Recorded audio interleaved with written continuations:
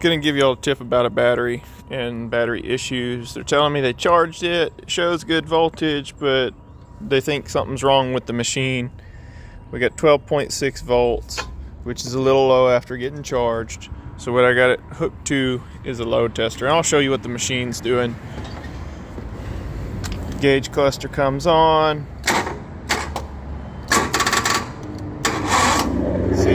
See, the engine is sluggish to turn over, or it won't turn over at all.